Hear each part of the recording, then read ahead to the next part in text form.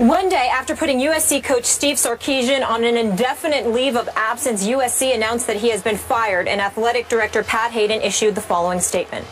After careful consideration of what is in the best interest of the university and our student athletes, I have made the decision to terminate Steve Sarkisian effective immediately. Through all of this, we remain concerned for Steve and hope that it will give him the opportunity to focus on his personal well-being. A player told ESPN via text on Sunday that Sarkisian showed up lit to meetings again today. Another source said he showed up Sunday morning and appeared not normal and then was told to leave. According to SB Nation, the coach checked himself into a residential treatment facility. Stephen A., what's your reaction to this? My initial reaction is sadness.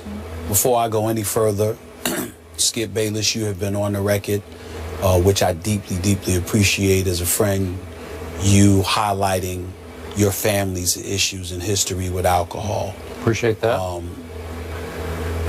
Do I have members of my family who've had issues with alcohol? Sure, but not to the level that you detailed about your family.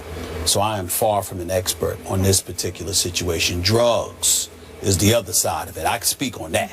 But alcohol is obviously a different drug that I'm not that familiar with. It is different. It is different, okay? Having said all of that, my heart goes out to the Sarkisian family and him himself. I hope that he gets the help that he needs. You don't wish this on anybody, and I'm certainly not going to sit up here and vilify and excoriate this man who clearly needs help. He doesn't need to be vilified. He doesn't need to be insulted. He doesn't need to be criticized because he has a problem. This is not an act of immaturity or anything like that. He clearly has an addiction. So with that being said, despite the fact that I sit here incredibly empathetic to his plight, his situation, and that of his family, USC made absolutely the right decision. He needed to go. As far as I'm concerned, it should have happened the moment they learned of these transgressions, the missed practice, showing up to a game drunk, all of those different things. It should have been immediately handled. The reason why I believe that wholeheartedly is because these are kids that we're talking about here. You cannot be a leader of young men if you cannot lead yourself. It's simply impossible. And although that's applicable to people in the world of professional sports, because they're grown men with families to feed, mortgages to pay, children to take care of, etc., you deal with it differently only from this respect. They can handle more than kids at a university, an institution of higher learning, supposedly can handle. You can't take that risk. You can't do that. I was speaking to my man Jeff, which both of you know, my godson Nicholas. Long Beach. That y'all met in. That's right. Okay. Nicholas could potentially be a big-time player, y'all. Like I asked Jeff, he said, Coach Sarkisian couldn't come into my house. You can't come into my house asking me to trust you with my child. So when you hear something like that, that says it all, that speaks to it, it is what it is. But what really has resonated through my mind over the last 24 hours, I'm wondering why Pat Hayden isn't out the door with him. Now, we appreciate the greatness of Pat Hayden at USC. We appreciate the fact that he bloated about USC, its tradition, what it stands for, and what we're supposed to be all about. We understand that he doesn't need this job. He's free to walk away anytime. They're free to let him go anytime. He's on a year-to-year deal, okay? Because he's a successful businessman. He doesn't need USC. And under no circumstances do I want to come across as an individual that in any way is trying to impugn the character and the integrity of Pat Hayden. Because I understand that as a man, meaning himself, what he stands for, by all accounts, he seems to be a very good man. But the dereliction of duty that he exercised in vetting Steve Sarkisian before hiring him is at the very least egregious. Keyshawn Johnson, our very own Keyshawn Johnson's former #1 overall pick in the NFL by the New York Jets, former star at USC, was on my radio show yesterday. And he spoke about how Sarkisian, because guys like him are consulted, and he spoke about how Sarkisian was 6th on the list. 6th. But now out of the blue, Pat Hayden came and hired him anyway. And then we learned that there was, when he was the coach of Washington, one of the 5 seasons, there was an expense report. An expense report. You actually put this on your expense report. He went out before noon, a brunch, with assistant coaches, ordered 4 shots of tequila, 4 shots of an unspecified liquor, and 5 beers. This is according to the Los Angeles Times today. You look at all of these different things, and you knew what happened at the preseason rally where he came, he showed up as inebriated. You clearly looked out for him because he was your friend. You clearly looked out for him because of your relationship. You clearly looked out for him at the expense of what was in the best interest of USC. At the very least, Pat Hayden should have nothing to do with the next head coach hired. And if I'm being fair, what other athletic director do you know can make such an egregious error, all in the interest of looking out for his friend, and still keep his job? I'm just saying. It pains me to admit I agree with every word you just spoke. I like the heck out of Pat Hayden. I know him pretty well, covered him when he played for the Los Angeles Rams. Just for your edification, he is a good guy. Might be a little naive. Wasn't the typical pro football player because he was magna cum laude at USC, which led to him being a Rhodes Scholar at Oxford. So he didn't really fit the profile exactly of the NFL player. Not that they can't be good in class and smart, but he just didn't. He was always a little bit of a fish out of water in the locker room. And I always found him to be a little bit rose-colored glasses. Everything was going to be okay. He would see nothing but the good in everybody around him in the locker room. He was a pretty good quarterback in the National Football League. He won some games as a little undersized quarterback. Los Angeles Rams. Boy, he won one against my Cowboys in Dallas, a playoff game when you're beating Roger Staubach, and it was something to behold. But I'm not sure he's qualified to be an athletic director. Maybe a fundraiser for USC, and to your point, he was a highly successful, high-powered attorney before he took this job for the sake of his alma mater. And a businessman, Yeah, he's a businessman. Yeah, he made a lot of money. But he did love Sark to a fault.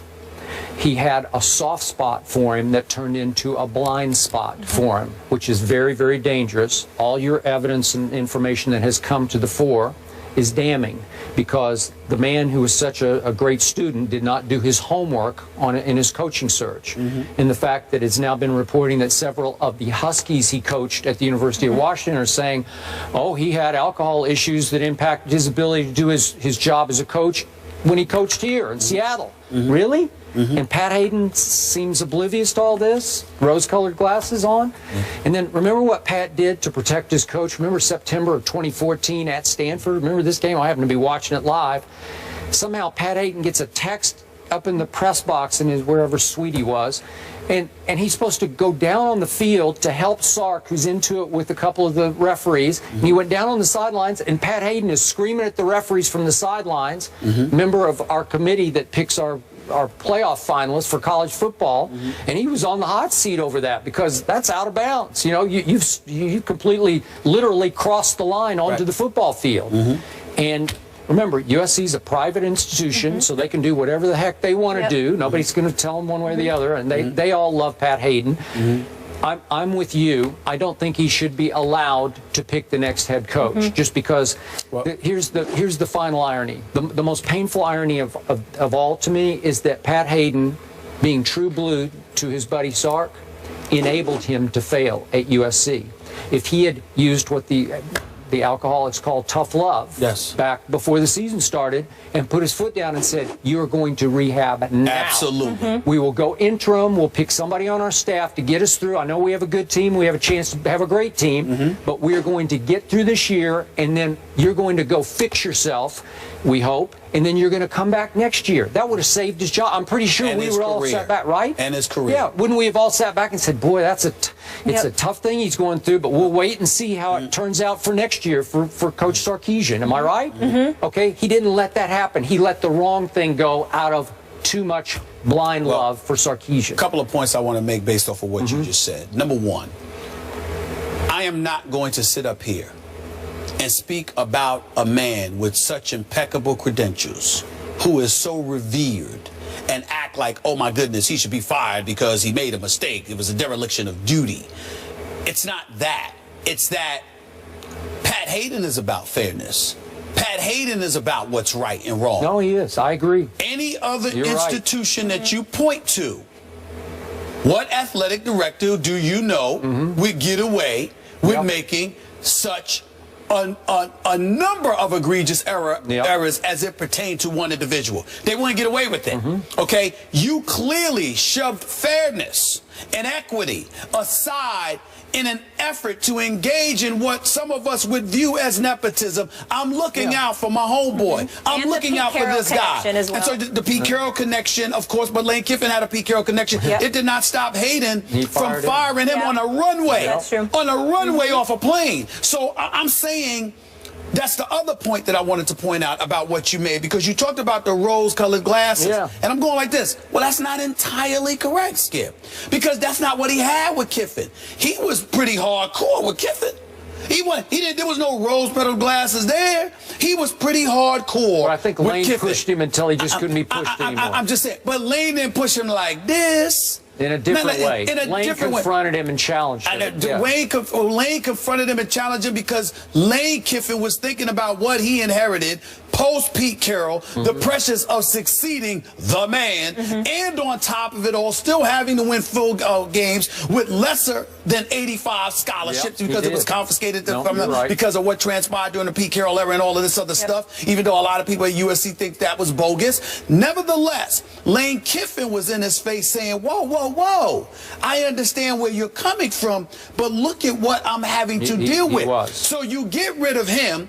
Ed Orgeron goes 7-2 in 9 games. He did. Had a great relationship with the players, had great relationships at USC. Pete Carroll said, Pat Hayden said no. No. Then, like Keyshawn Johnson said, we got numerous candidates to look at.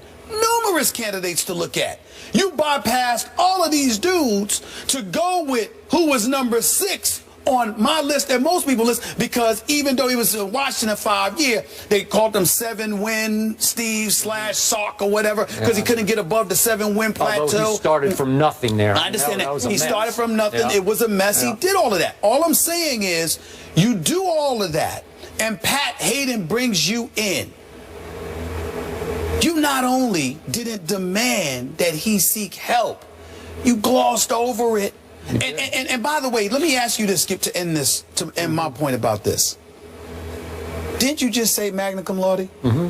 Rhodes Scholar? USC Rhodes Scholar, yep. Doesn't Pat Hayden strike you as a relatively thorough individual? I would say he is. I would think you would have to be to achieve what he did. Are we to sit here? Is there anyone else you know that have those kind of credentials that would be accused of not doing their homework? That's what I said. Hold on, wait a minute. What I'm saying is this. How do we know he didn't do his homework? How do we know he did do his homework and said, I'm going to bring my boy in here anyway? See, that's where it gets tight. Because am I really to believe this is an expense report? Yeah. That's what an Maybe he expense didn't report. think it was a problem, though, like alcoholism. Maybe he thought the guy likes to party. I am in no way saying that Pat Hayden said, I know you got a problem, so I'm going to bring you here anyway. What I'm challenging is this notion, you knew nothing? Okay. You knew nothing? Yeah, okay. If we on the East Coast, I'm not Keyshawn Johnson. I don't give a damn about USC. Okay, I like going to their game. The one game against Stanford, I love Southern California and watching a football game in 90-degree, 100-degree weather. It was actually kind of fun. But let's be clear, I'm not losing any sleep over USC. So why is it? And I knew about Sarkisian. So how do you not know Pat Hayden? You didn't know? Really? All right. I find that hard to believe. To answer you with fairness and objectivity. Please. I know a lot of people who have covered Sark, who know him personally as a reporter-to-coach relationship. They love this guy. He is lovable. When he came here before the season started and visited, even we had Ryan Clark on the show, met him over at the hotel and just loved him. How can you not like him? Skip, I had him on my radio show. I sat down with him for 20 minutes. It's the only time I've ever interviewed the man. I actually love the guy. I mean, it was a pleasure talking to him. That's the point. But what I'm saying to you is this. Nobody's challenging whether he's lovable or not. I'm saying, you Pat Hayden, you knew nothing. Well, you knew. Tell me you loved him and you just didn't think it was a problem. But this notion that he was completely oblivious, we know about it on the East Coast, so we ain't paying attention to USC. How do you not know? It's impossible to me that this man didn't know this stuff. He did it. He hired him anyway. And that's why I agree with my man, the great Paul Feinbaum, who basically called for Pat Hayden to dismissal and said at the very least he should have nothing to do with the hiring of the next head coach. And I completely agree with that. I'm with you. I completely agree with that. And as you mentioned, Mr. USC Keyshawn was saying last night on Countdown, no more Pete Carroll coaching tree. We really need to get the right guy in here. And Keyshawn would know. He would know. The Trojan War airs tonight that he executive produced. Good point. That's right. We have another big-time coaching vacancy. Steve Spurrier leaves South Carolina. We'll tell you why the head ball coach retires mid-season. That's after the break.